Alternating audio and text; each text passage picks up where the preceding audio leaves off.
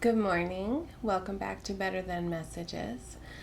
Today, I want to talk to you about passion.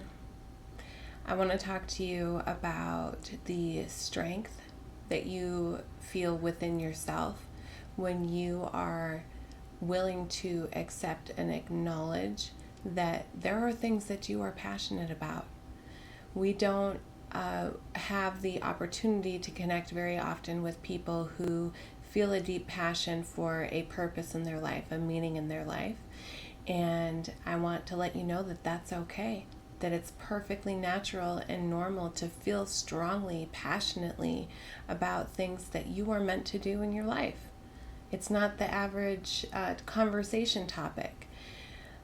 But when you can acknowledge that there are things that you are meant to do in your life, and you allow yourself to feel that fire burning within you, there is a certain strength and dedication and devotion that you gain, which we aren't told is normal. We're told that feeling strongly about things is odd and weird. Maybe you've been told that you're too intense, right? But you're not. You're not too intense. There's a reason that you feel that way. There is a purpose for feeling that way.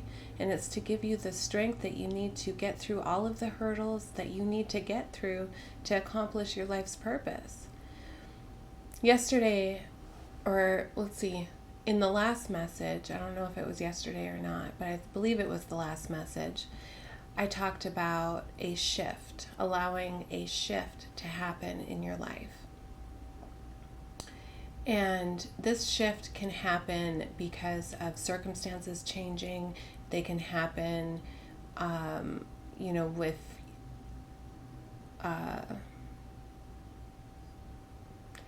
when you feel a drive to leave people, places, and things that aren't serving you, right? That aren't serving your life's purpose.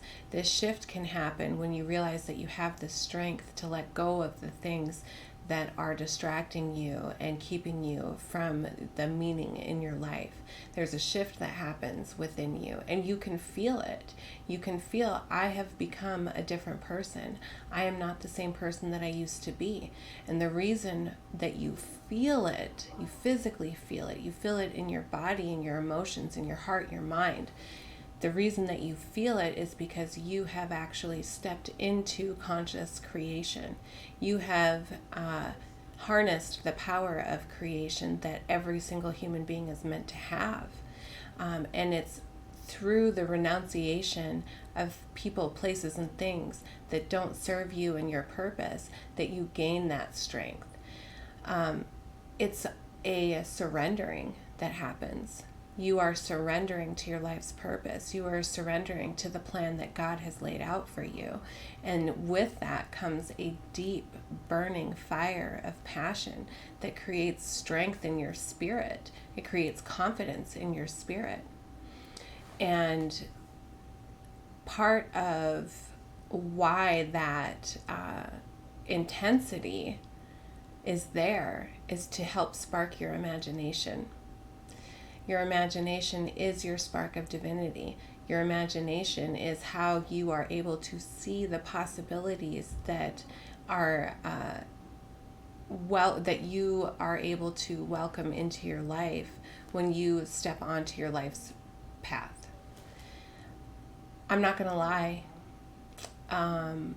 Renunciation, leaving behind people, places, and things that don't serve you anymore, that don't serve your purpose, they can create a lot of turmoil in your life. People around you might not be happy for you with the choices that you're making. But in that, apparent conflict, it might feel like conflict to you. It might feel like rejection from others. It might feel like everyone is against you, or at least no one is for you. In that conflict, there's revelation, because when you are dedicated, when you feel that passion, when you have that intensity for your life's purpose, you begin to see people, places, and things that are actually not for you. They might be for you when you are going along with what it is that they would like you to do, or that that job, that way that job would like you to behave, or how you interact with people in those or in those relationships. They might be for you when you are behaving as you are expected to behave. But when you begin to behave in a way that supports your life's purpose, when you begin to act as an individual that has meaning in your life, a lot of those people, places, and things are honestly, it becomes very real who is with you and who is for you and who is not. And that's why I say this is a revelation, because you could have relationships in your life that have been with you for 20 years. These could be partners or family members or co-workers, teams that you have built with. And when you realize that they are not there to support your life's purpose, they may have only been in your life for a season.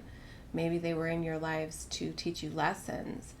The revelation is that it's okay to let some of those things go, some of those people go, some of those jobs or situations or habits, to let them go. And that's what surrendering is. It's allowing the things that are not meant for you to be shed off of you, so that you can step into that person that you were meant to be, so that you can gain the awareness and the new habits, the new ideas of how you want to spend your time. You can gain all of those things because what was not meant for you is no longer there. It's no longer taking up space that could have been used in your life for things that were meant for you. You're no longer spending energy on people, places, and things that are distracting you from your life's purpose. And because you're not spending that energy outside of what it is that you are determined to accomplish in your life, you have so much more energy for the things that are going to propel you forward, that are going to support you as you walk down that path that is meant for you. And part of that surrender is expressing who your soul is, what you are here to do, what accomplishments you see for yourself in this lifetime, expressing those things and being honest and authentic about those things. And that's why you might get pushback. It's because once you know what it is that you're here to do, once you understand that you want to be committed to those things, that you want to be devoted to those things, you become passionate about them. And then the energies that are around you that are not serving that purpose might feel some kind of way about it. And that's okay. You're meant to express your soul. You're meant to express who you are and what you're here for.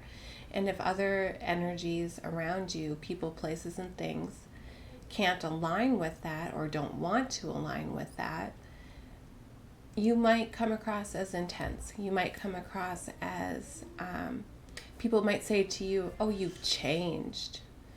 And that's okay. We're supposed to change. We're supposed to grow. And the idea that everyone that we love is meant to be on this path with us our whole entire lives is just not realistic.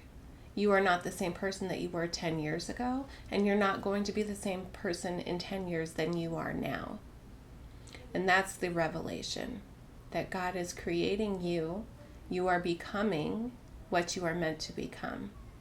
And everybody has the choice of free will. Everyone is given free will. We can choose to evolve our souls in this lifetime, our spirit, to allow our spirit to guide us, or we can choose to continue to perpetuate the same programming and the same traditions and dogmas and things like that that we had been programmed with as small children.